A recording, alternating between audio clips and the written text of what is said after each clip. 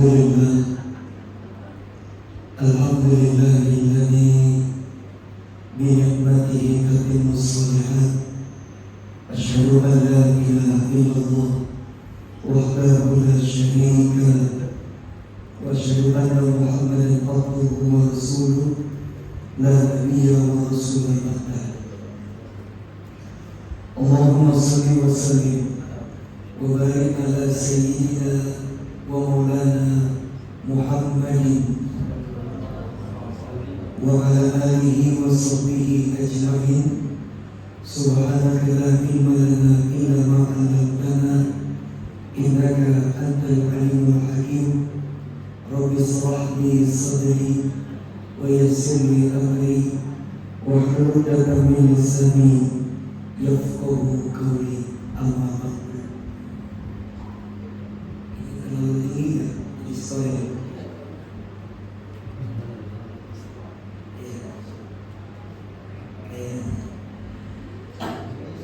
Saudara kiram yang sama-sama kita muliakan, please cukup di sini Pak. Baik, dan cukup. Para asatidz yang sama-sama kita muliakan, para tokoh masyarakat, para sepuh, para hujjaj, bapak-bapak dan ibu-ibu, jamaah pengajian Mushola Al-Ikhlas Villa Green Tomang yang dirahmati oleh Allah Subhanahu wa Ta'ala.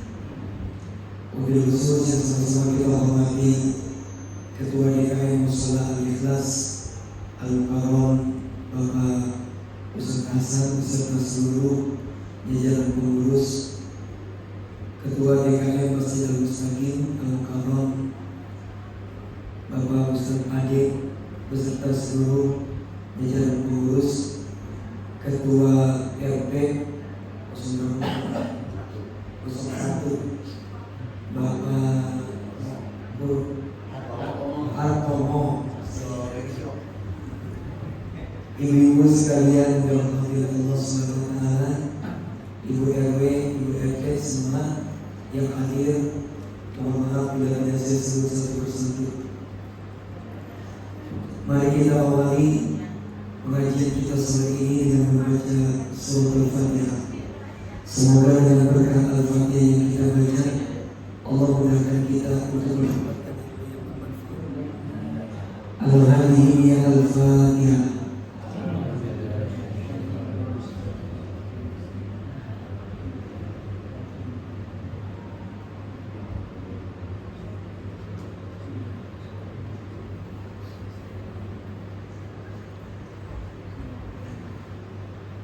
Amin ya rabbal. Silakan dibuka Al-Quran nomor urut kedua, surah Al-Baqarah ayat 155. Bismillahirrahmanirrahim.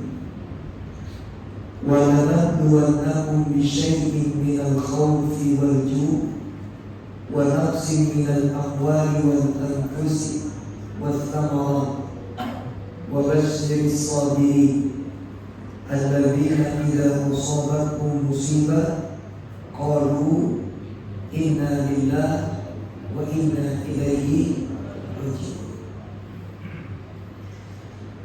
Dalam ayat ini ada sebuah penegasan dari Allah. Setiap manusia itu akan diberikan ujian oleh Allah.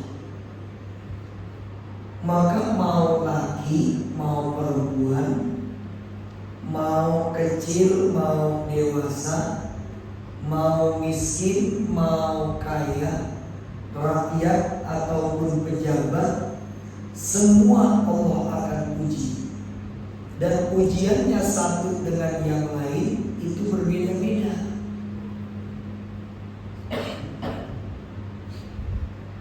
Yang miskin barangkali diuji oleh Allah Subhanahu wa Ta'ala dengan ekonominya. Yang kekaya juga diuji sama Allah dengan kekayaannya. Dia mau nggak mengeluarkan infak, sedekah dan zakat dari hartanya. Dia mau berbagi gak? Dia sombong gak? Jadi semua orang hidup ini punya ujian. Jadi jangan dilihat, oh dia enak, dia orang kaya, gak punya masalah. Kata siapa? Itu di kacamata pandang kita aja. Ini sekarang lagi kumpul aja nih, pada ketawa kediri. Ntar kalau udah selesai, pas udah ngopi berdua, baru udah pegang kepala. Malah kumpul lagi. Gak apa. Semua orang ini pasti punya ujian. Nah, melewati ujian ini dengan apa? Yaitu dengan kesabaran. Maka sabar itu ibarat sebuah payung. Payung itu kita pakai ketika hujan. Memang payung gak bisa menghentikan hujan, tapi dengan menggunakan payung kita bisa melewati hujan.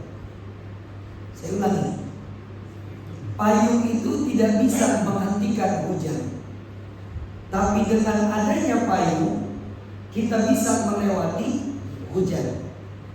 Begitu juga dengan sabar.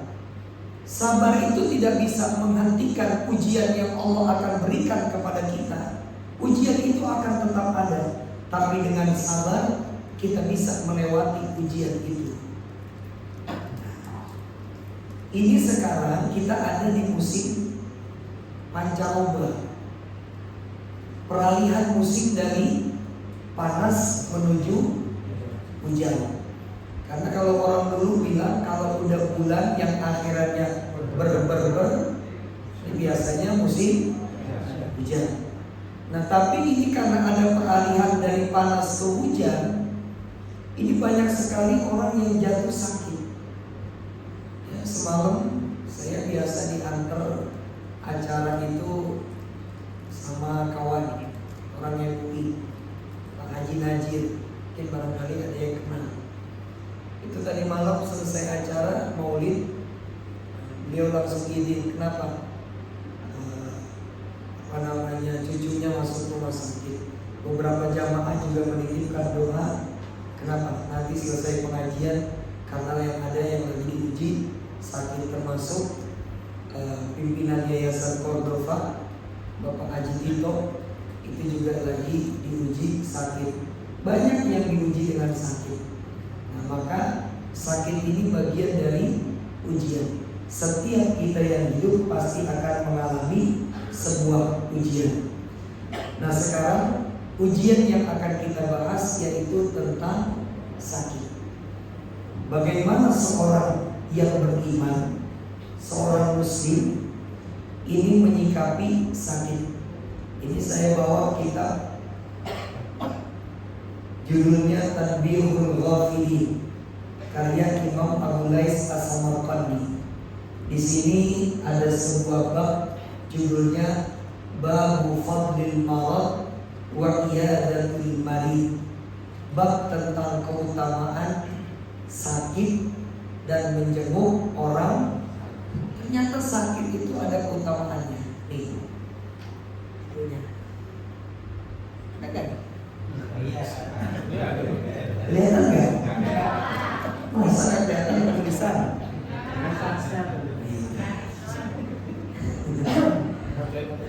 Satu, bagaimana sih sikap kita sebagai seorang muslim ketika Allah uji dengan sakit? Sakit ini banyak bentuknya, ini lagi banyak yang batuk pilek, yang demam, DBD, cikungunya, terus tipes. Ini lagi banyak nih Pak. Ya, kita doakan pokoknya mudah-mudahan semua yang sakit, baik yang dirawat di rumah maupun di rumah sakit, Allah berikan kesembuhan.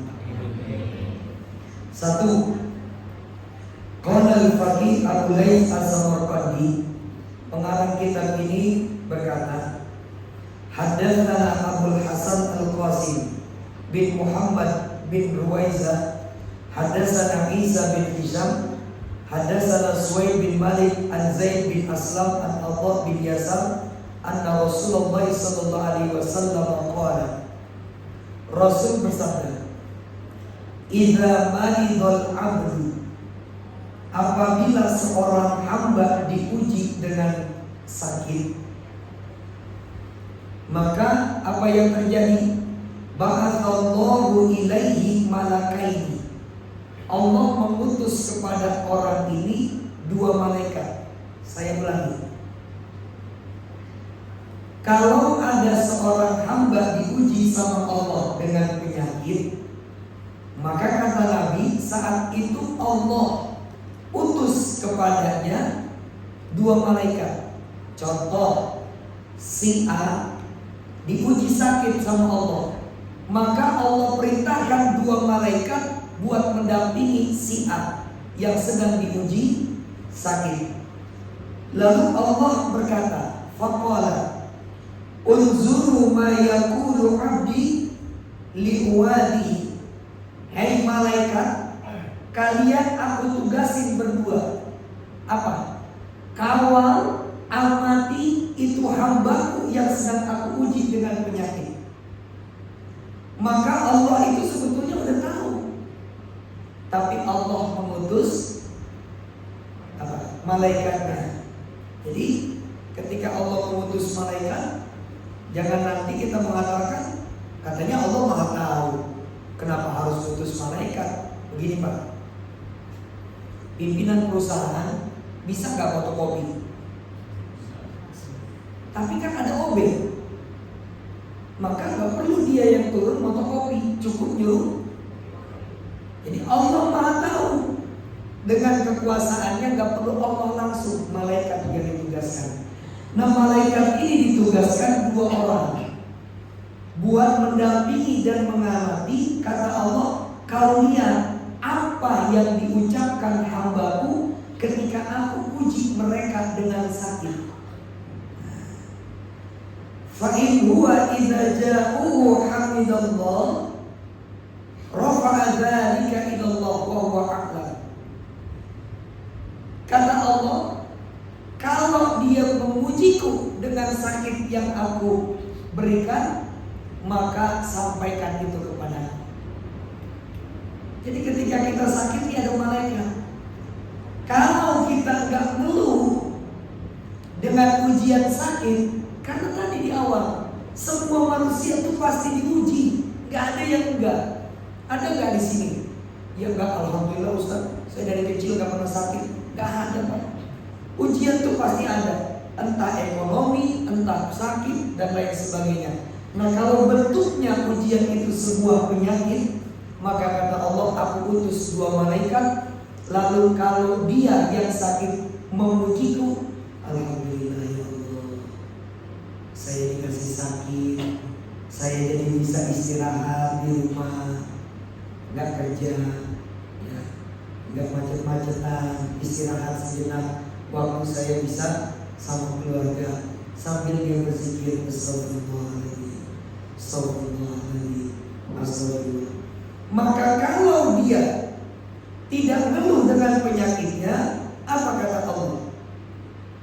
Wahai kedua malaikatku, saksikan oleh kalian, in ana tawafaituhu udkhiluhul jannah. Karena saat aku berikan penyakit, dia bersabar atas sakit yang kutimpakan. Kalau dia aku wafatkan, maka dia aku wafatkan dalam keadaan husnul khotimah, dan aku masukkan ke dalam ahli surga. Nih hebatnya orang ketika sakit nggak ngeluh. Ini kan enggak, baru timbang sakit gigi, semua orang udah dicaci maki. Maaf ya, ada nggak yang punya keluarga ya sebelum wafatnya dia sakit? Jadi sakit dulu nih, setelah sakit meninggal. Ini kalau dia saat itu pas sakitnya dia sabar, dia nggak ngeluh, kata Allah, kalau dia meninggal aku wafatkan dalam keadaan husnul khotimah dan kumasukkan sebagai ahli surga.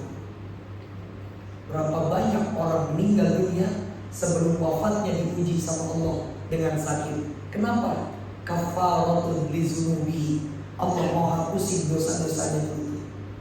Tapi sebaliknya kata Allah, wa insya syafaitu, kalau aku berikan kembali kesembuhan kepadanya, maka apa kata Allah? Badaltu lahu lahman khairan min lahmi, maka aku ganti seluruh tubuhnya dengan yang baik. Dagingnya, ya, jasadnya aku ganti, jauhkan dari virus-virus. Darah yang mengalir dalam tubuhnya aku ganti dengan darah yang baik. Semuanya aku ganti dengan yang terbaik. Maka ketika kita sakit, jangan pernah mengeluh.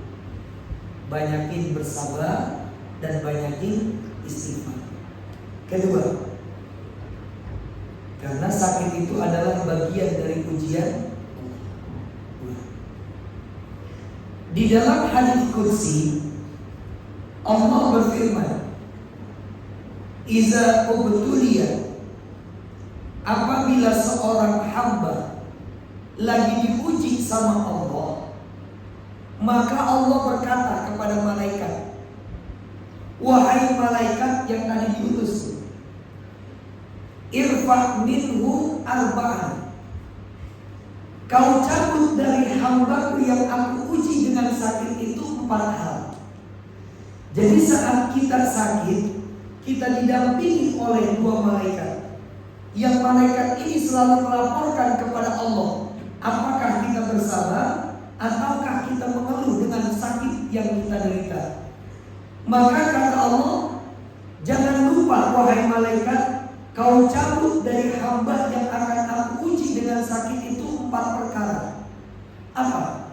Yang pertama, irfa' minhu nur wajhi, cahaya wajahnya kau cabut. Maka orang kalau sakit, kita lihat mukanya tuh gak ada cahaya, pucat pasi. Pak, pucat banget, lagi sakit apa? Karena dicabut di dalam diri kita cahaya dalam wajah kita. Orang kalau lagi sakit coba lihat deh, pucat, bener gak? Yang kedua, warfa' minhu quwwata jismi, kau cabut darinya kekuatan yang ada dalam tubuhnya. Kalau kita sehat kayak begini Pak, olahraga, sepeda, terus muter tuh jalan kaki di mana? Di alun-alun Priuk. Pokoknya warawiri aja kita lagi sehat, ke pasar, ke sana ke sini. Tapi ketika lagi sakit kata Allah, kalian cabut malaikat yang kedua dari hambaku itu apa? Kekuatan dalam tubuhnya. Jangankan warawiri, bangun dari ranjang aja harus dipapah. Manggil keluarganya, Dek, ada apa Pak? Ini sebentar, Papa mau pipis. Dibawa ke kamar mandi aja. Kenapa? Dicabut yang kedua kekuatan dalam tubuhnya. Orang sakit pertama pucat, kedua lemes. Yang ketiga, Allah mengatakan kepada malaikat tadi, warfa' minhu dzawqat ta'am. Kau cabut darinya apa? Indra pengecapnya. Jadi orang kalau sakit itu gak bisa merasakan makanan. Cuma satu yang dirasakan orang sakit, apa? Pahit. Dirawat di rumah sakit Saling Asih. Terus dia bilang sama anaknya, Dek, apa? Ini gak enak banget makannya Dek. Bapak kan nafsu banget. Coba deh turun keluar, beli nasi padang di Pariza. Beliin nasi padang, rendang, ayam pop, segala macam. Begitu udah datang, dimakan tuh sama yang sakit. Baru 1 suap, udah. Loh, kenapa Pak? Gak enak, pahit. Karena memang orang yang lagi sakit, cita rasanya gak ada, dicabut sama Allah. Makanya kalau kita datang jemput orang sakit, kita bawain buah, bawain makanan, yang makan siapa?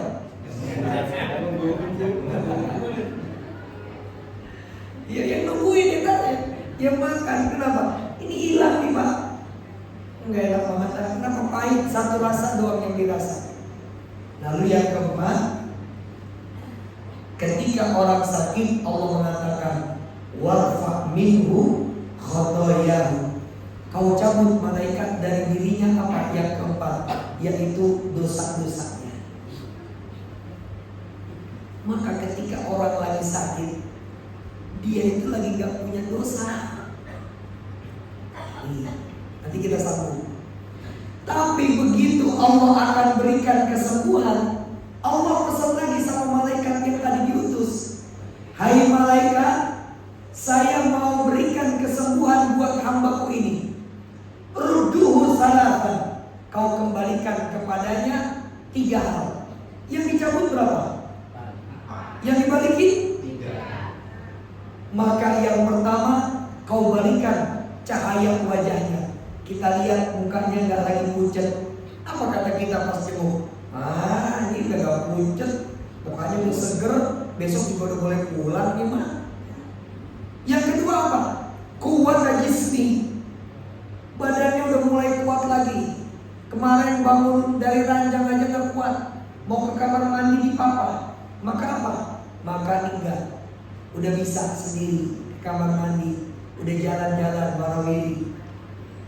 Yang ketiga, zaukut to'am. Nih, ya perasanya nih, indera perasanya, pengecapnya udah mulai ada rasanya. Kemarin sesuap pahit, sekarang udah mulai nambah, makanya udah mulai enak. Tapi kata Allah, jangan kau kembalikan dosa-dosanya ke dalam dirinya. Kenapa? Karena saat aku uji dia dengan sakit, dia bersabar dan dia tidak mengeluh.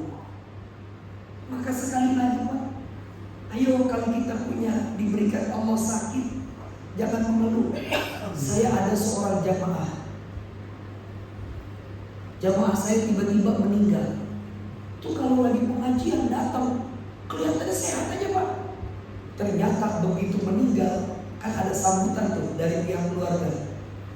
Orang tua kami ini sudah hampir 7 tahun punya penyakit begini. Allah kali, gak ada yang tahu. Ternyata apa? Dia itu gak mengumbar sakit yang dirasakan, dideritanya. Karena memang kata Nabi ada 3 salasa kanzun bin kunuzil akhirah. Ada 3 hal kata Nabi yang ini merupakan apa? Merupakan harta karun bagi kalian kelak di yaumil qiyamah. Kalau kita gali nemu harta karun itu kan sesuatu yang begitu bernilai. Nanti di hari kiamat tiba-tiba kita kayak nemu harta karun. Kenapa? Karena sesuatu dari 3 hal. Yang pertama apa? Kitmanus shadaqah, orang yang menyembunyikan sedekah. Masya Allah, saya kemarin sampaikan, kenapa sih di dalam surah Al-Munafiqun ayat 10 orang yang mau meninggal minta ditangguhkan kematiannya hanya ingin apa? Sedekah, baru beramal soleh. Kenapa dia gak bilang, ya Allah tangguhkan kematian saya mau sholat, saya mau baca Quran, saya mau umrah haji. Kenapa dia mintanya sedekah? Karena pahala sedekah itu terus mengalir sampai yaumil qiyamah. Idza mata ibnu Adam in qata'a amaluhu illa min. Kedua, ibadah itu harus dengan cerdas. Ibadah itu landasannya dengan ilmu. Yang kedua, kita harus ibadah dengan cerdas. Gimana caranya? Kita bisa dapatkan pahala ibadah tanpa harus mengerjakan ibadah. Kok bisa Ustaz? Itulah caranya kita ibadah dengan cerdas. Kita nggak tahajud tapi dapat pahala tahajud. Kita bukan ustaz, bukan penceramah, tapi dapat apa? Pahala mengajarkan ilmu. Kita dapat pahala sholat duha. Kita aja nggak sholat duha, kita lagi di kantor kerja. Gimana caranya? Dengan sedekah. Kan saya kemarin sampaikan tuh, lagi bilang, saya kalau ngisi pengajian tuh Pak, pulang tuh suka dibawain bingkisan makanan Pak. Sampai rumah saya makan. Udah dimakan, diproses di perut. jadi darah mengalir di dalam sekujur tubuh saya. Maka ketika saya sholat, saya baca Quran, saya tahajud, saya puasa Senin Kemis, termasuk ketika saya ngajar pengajian di mana-mana, itu orang yang ngasih bingkisan dapat pahala dari ibadah yang saya kerjakan. Makanya besok-besok kalau Ustaz lagi ngajar,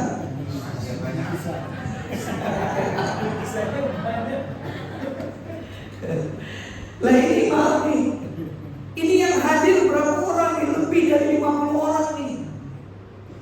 Maka nih Bu Teti, Bu Dian, dan ibu-ibu yang lain nih, RW berapa Pak ini?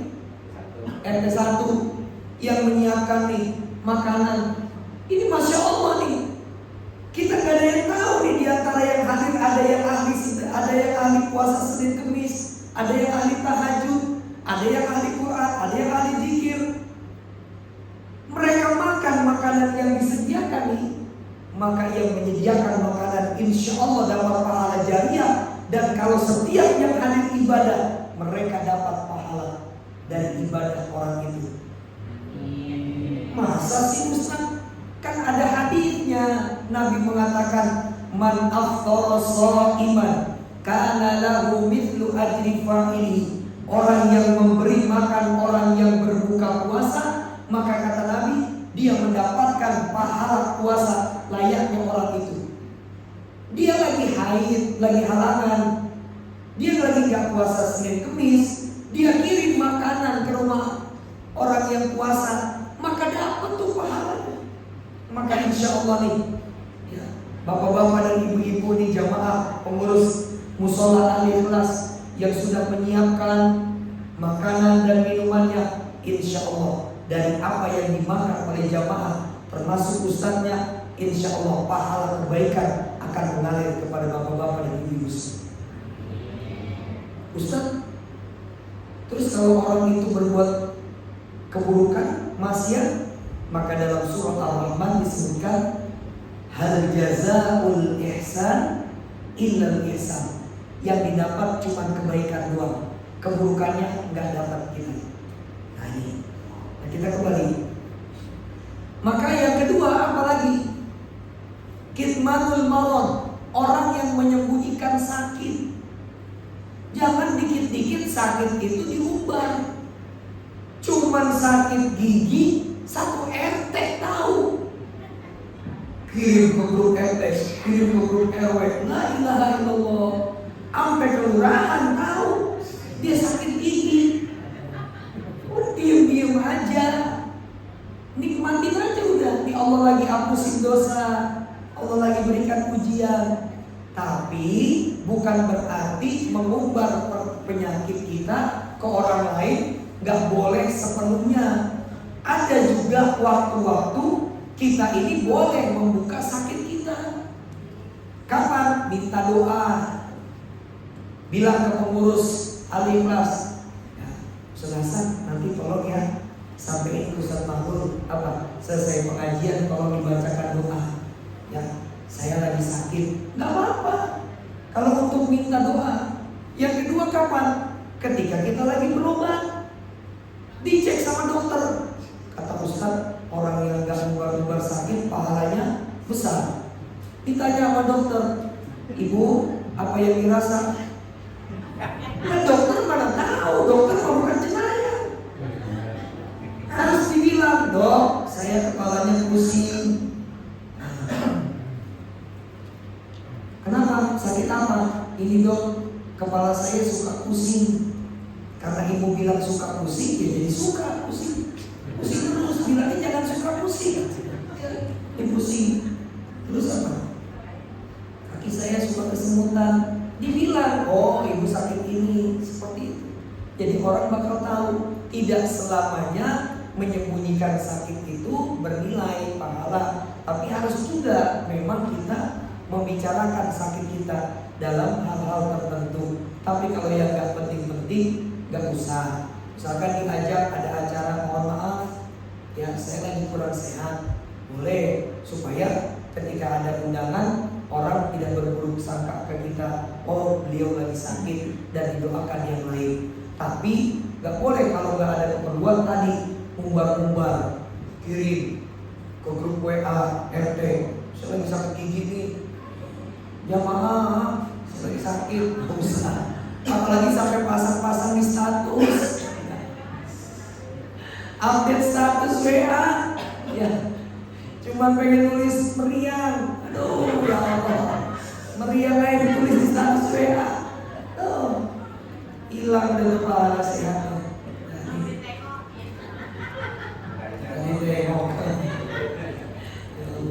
Ya, jadi ini yang pertama. Lalu, nah ini karena pancaroba, sekarang kan banyak yang pada meriang, demam. Nah ternyata dalam kitab ini ada hadis dari Rasulullah SAW. Nah di sini saya sebutkan, hadatsana Abu Bilal Al-Ash'ari Al-Sulaiman An-Nahdi An Abi Uthman An-Nahdi An Salman Al-Farisi radhiyallahu anhu qala Rasulullah sallallahu alaihi wasallam idza ja'atil huma bi nafsil mu'minah, ketika orang yang beriman itu dipuji Allah dengan penyakit demam, meriang, maka ya sum fatunadiha aku min jawfin nafsi. Saat kita ini dipuji Allah dengan demam, kata Nabi, tiba-tiba kita sakit panas, meriang, sumem, apalagi ya, panas dalam, ya demam, itu ruh yang ada dalam diri kita berkata, kata Nabi, apa? Fatakulah ruh berkata, ayyatuhal huma ma turidina min hadhihi nafsil mu'minah. Demam, apa yang kau inginkan dari tubuh seorang yang beriman ini? Kamu mau ngapain? Penyakit demam. Maka apa kata penyakit demam? Fatujibuha al-huma. Lalu penyakit demam berkata, ayyatuhar ruh at-tayyibah, wahai ruh yang suci, ruh yang murni, yang bersih, apa yang baik. Inna nafsaki hadhi kanat tahirah. Sesungguhnya ruh dirimu itu tadinya adalah suci, bersih. Lalu apa yang terjadi? Faqadarat al-dzunub wal khotoya. Lalu karena dosa-dosa, maka jiwamu, ruhmu yang suci itu, yang bersih tadi menjadi kotor. Karena apa? Karena kita berbuat maksiat, dosa.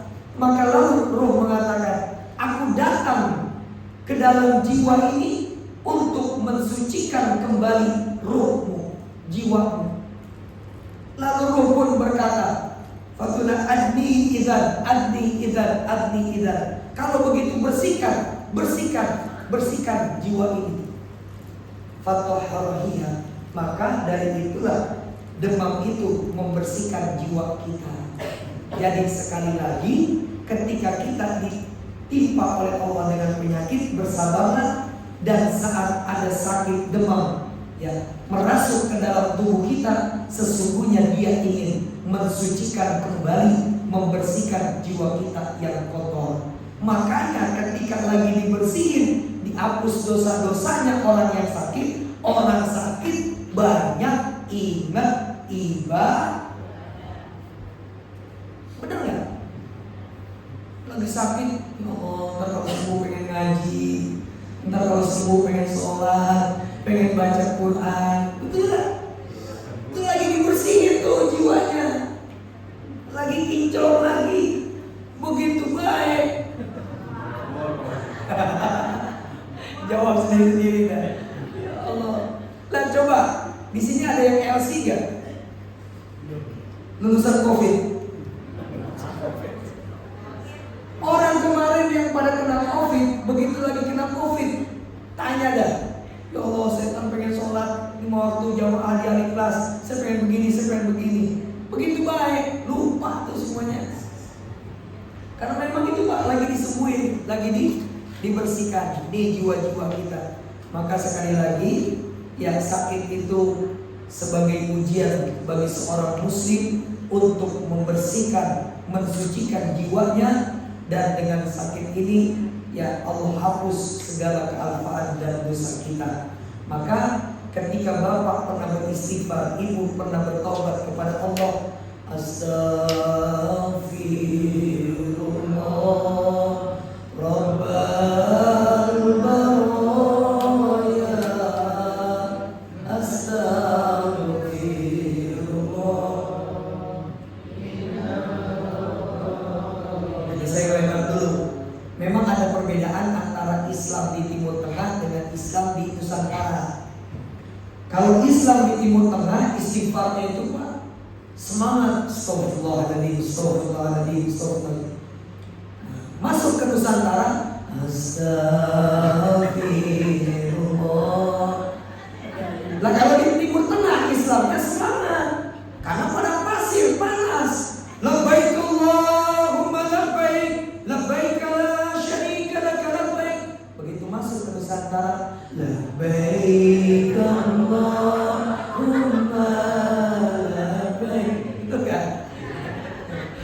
Ya nggak apa-apa, yang penting merasuk dalam jiwa kita. Nah ketika kita bertobat tuh di keheningan malam, habis sholat kita beristighfar kepada Allah, Astagfirullahaladzim, Astagfirullahaladzim. Allah terima tobat kita. Nah kita kan bertobat karena punya kesalahan, punya dosa. Gimana Allah hapusnya? Melalui sakit yang diberikan. Maka itu lagi sakit digugurkan sama Allah. Nah makanya di sini di dalam hadis lain Nabi mengatakan, apa kata Rasulullah SAW? Nabi mengatakan, walladzi nafsi biyadi ma'alal ardi muslimun yusibuhu maradun fama siwahu. Ketika seorang muslim ditimpa, diuji dengan sakit, maka Nabi mengatakan apa? Illa hattahullahu anhu khotoyahu kama tahutus sajarah warqa. Maka orang kalau lagi diuji sakit sama Allah, itu berguguran dosa-dosanya, layaknya daun yang jatuh dari pohon. Maka sekali lagi, yuk, yang perlu kita yakini apa? Setiap manusia akan diberikan ujian, dan salah satu ujian yang datang kepada kita adalah sakit. Ketika kita sakit, ketika kita bersabar dari ujian itu, maka Allah akan hapuskan dosa, dan Allah akan kembalikan, bersihkan jiwa kita dari kotoran-kotoran, noda-noda dosa yang pernah kita perbuat. Keterbatasan waktu, ya. Yang berikutnya, yaitu ketika ada orang sakit, maka bagi seorang muslim ada kewajiban. Apa kewajibannya? Ketika kita mendapati keluarga, kerabat, teman, atau tetangga ada yang sakit, maka kewajiban seorang muslim adalah menjenguknya. Apa pahala dan keutamaan dari menjenguk orang sakit? Satu, orang yang menjenguk orang sakit akan mendapatkan nilai pahala sedekah. Rasul mengatakan, iyadatul marid sedekah. Ketika kamu menjenguk saudaramu, tetanggamu, temanmu yang sakit, kau dapatkan nilai pahala sedekah. Yang kedua, ketika orang lagi menjenguk sakit, orang yang sakit, kalau dia menjenguknya itu di waktu pagi, maka Allah turunkan 70.000 malaikat. Kita pagi-pagi jenguk orang sakit ini, maka diturunkan Allah 70.000 malaikat. Ngapain? Doain dia yang jenguk orang sakit. Masya Allah. Sampai kapan? Sampai sore. Kalau kita jenguknya sore, maka 70.000 malaikat diturunkan Allah. Buat ngapain? Doain orang yang jenguk sampai pagi. Bayangin Pak, 70.000 malaikat doain kita, mendoakan kebaikan. Allahumma gfir lahu warhamhu. Ya Allah, ampuni dosanya, rahmati dan sayangi hamba-Mu yang menjenguk saudaranya yang sakit ini. Nih. Ketiga, apa keutamaan dari orang yang menjenguk sakit? Selain dapatkan nilai pahala sedekah, yang kedua, didoakan oleh para malaikat yang Allah yang menjenguk orang yang sakit, bagian dari kewajiban seorang muslim. muslim. Nah, ada adab-adabnya dalam menjenguk orang sakit. Di sini, nah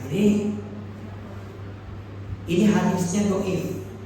Tapi hadis dhaif menurut Ibnu Hajar Al-Asqalani itu masih boleh dipakai selagi satu.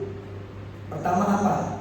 Kalau dia tidak berbicara tentang syariat agama, hukum halal haram. Kedua, tentang keesaan Allah, nggak berbicara tentang sifat-sifat Allah.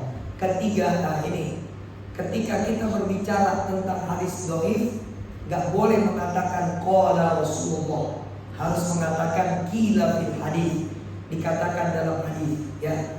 Dan biasanya hadis-hadis dhaif boleh digunakan selagi dia untuk fadhailul a'mal, ya, untuk menggugah kita, menyemangati dalam semangat ibadah. Di sini dikatakan kesempurnaan orang yang menjenguk orang yang sakit, ya.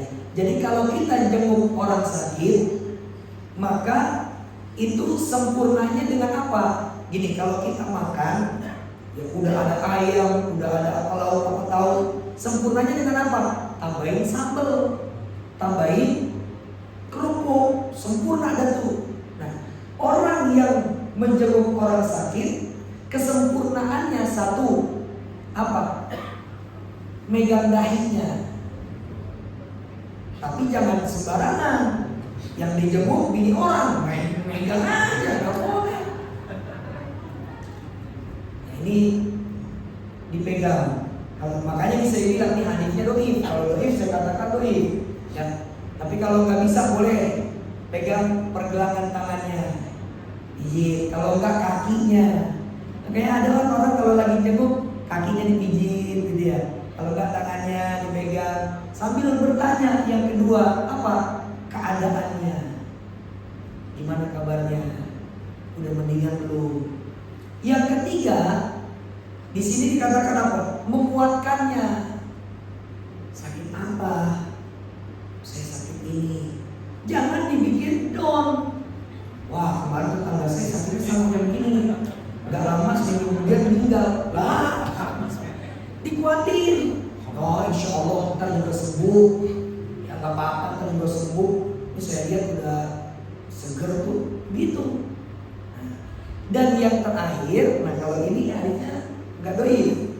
Kata Nabi, jadi ketika kita jenguk, ya sambil dipegang anggota tubuhnya oleh jidatnya atau tangannya atau kakinya dipijit, sambil ditanya keadaannya, lalu dikuatkan. Ya sakit apa? Masya Allah besok lebih baik. Ya, insya Allah lebih baik. Oh ini rumah sakitnya hebat, dokternya juga keren-keren.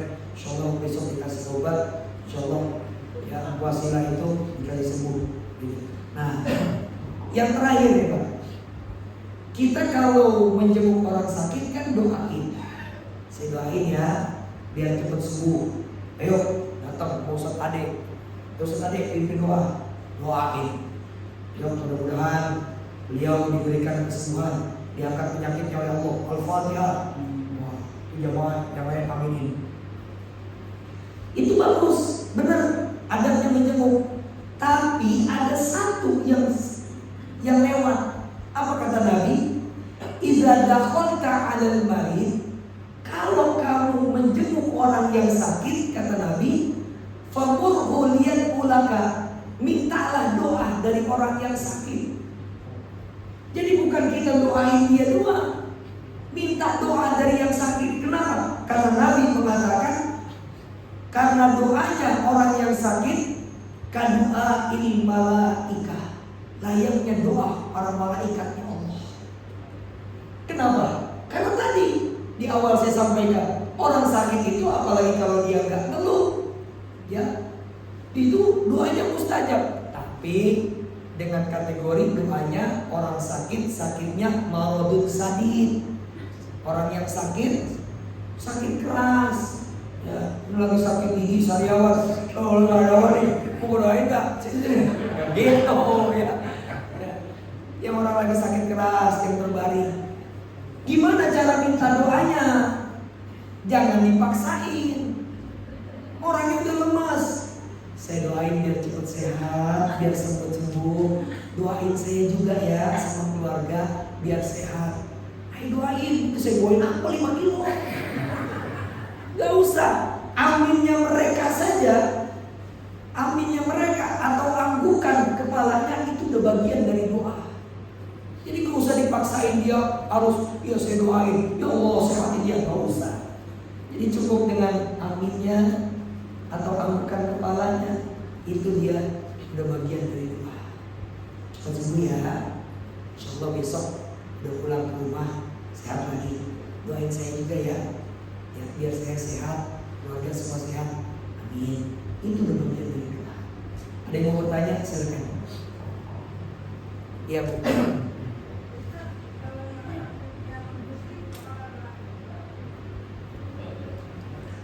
Ustaz, kalau yang sakit non muslim, maka apakah berlaku? Tidak.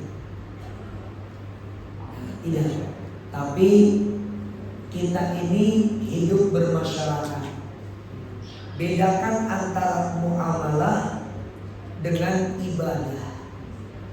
Dalam bermuamalah maka kita apa? Boleh bermuamalah dengan siapapun, dengan agama apapun, jual beli, pinjam meminjam. Bahkan Nabi pernah menggadaikan baju zirah perangnya kepada tetangganya yang Yahudi. Dalam bermuamalah kita boleh bergaul. Ya, tetangga kita non muslim sakit, kita jenguk boleh. Ya. Atau sebaliknya kita lagi sakit dijenguk mereka boleh, nggak masalah. Itu bagian dari muamalah. Tapi kalau udah masalah ibadah, maaf, apa? Lakum dinukum waliyadin. Makanya nggak ada yang namanya doa bersama. Doa berdasarkan keyakinan. Ini Bu. Lagi yang mau bertanya?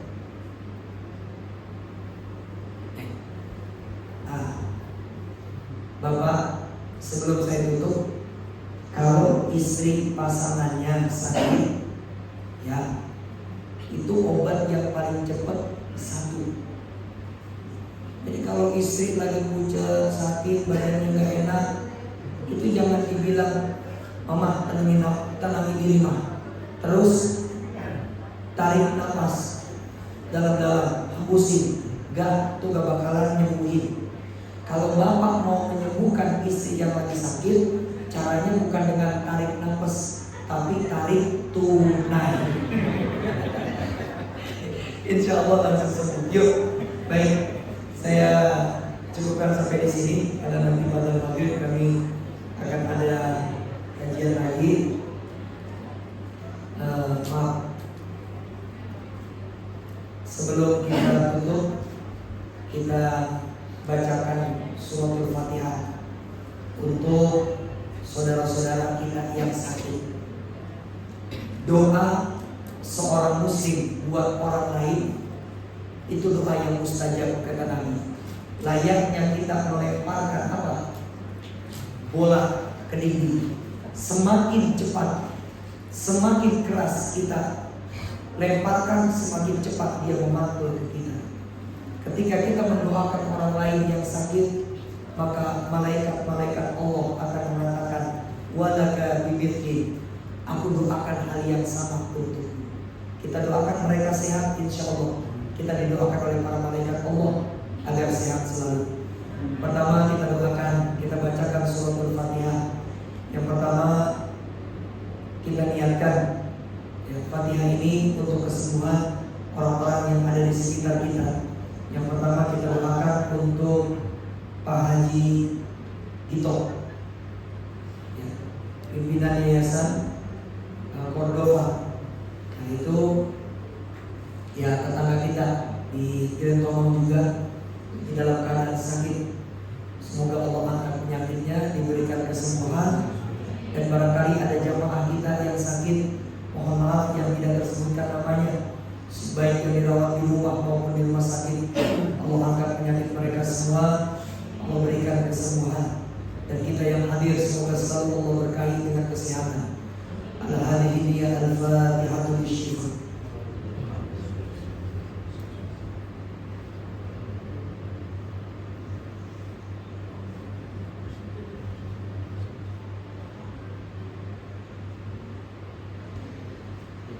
Yang kedua, mohon keikhlasan untuk membacakan Ummul Quran Surah Al-Fatihah. Ini ada titipan doa dari Bapak Sigit Dwi Hartanto di Ujianto dan Ibu Wiwi Wahyuningsi binti Bapak Tarbiyah Sotomaso. Ini pasangan suami istri sedang berikhtiar untuk memiliki momongan dengan proses bayi tabung. Mohon dibacakan surah Al-Fatihah, mudah-mudahan apa yang menjadi hajat mereka dikabulkan oleh Allah Subhanahu wa taala, diberikan keturunan yang saleh dan salihah. Dan kita yang telah memiliki anak, mudah-mudahan Allah jadikan putra-putri kita putra-putri yang saleh dan salihah. Ala hadhihi al-Fatihah.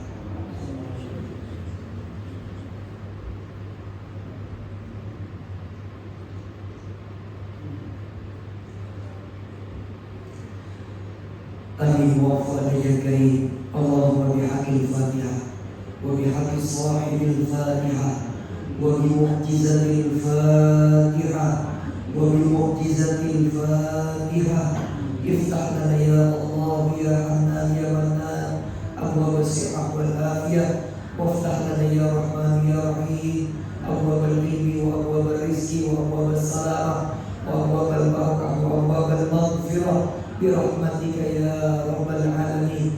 Rabbi ighfir lana dzunubana wal walidina warhamhum kama rabbawna shighara. Allahumma rabban nas adhibil ba'sa ya Allah, ishfina wasfi mardana wa mardal muslimin fa innahu la shifaa illa shifaa'u shifaa'an la yughadiru saqaman wa la alaman. Ya man la yahtaju ila bayanin wa tafsir, hajatuna ilaika kathir, hajatuna ilaika kathir, hasil maqasidana wa maqasida Bapak Sigit Dwi Hartanto dan Ibu Wahyuningsi.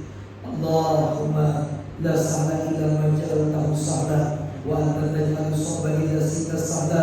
Sahil umurana wa hasil maqasidana ya rabbal alamin. Allahumma la tada'lana min maqamina hadha dhanban illa ghafarta wa la hamman illa farajta wa la daynan illa qadaita wa la maridan illa syafaita wa la bala'an wa waba'an illa nafa'ta wa la hajatan min hawaiji dunya wal akhirah illa qadaitaha wa yassartaha ya rabbal alamin. Rabbana hab lana min azwajina wa dhurriyyatina qurrata a'yun waj'alna lil muttaqina imama. Rabbana atina fid dunya hasanah wa fil akhirati hasanah wa qina adzabannar. Wassallallahu ala sayyidina Muhammadin walhamdulillahi rabbil alamin.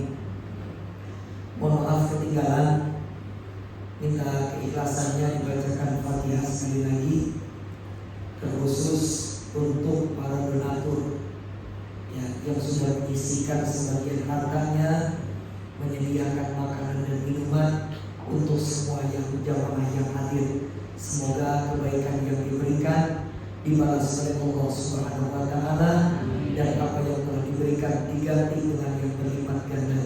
Al-Hadiyah al-Fatihah.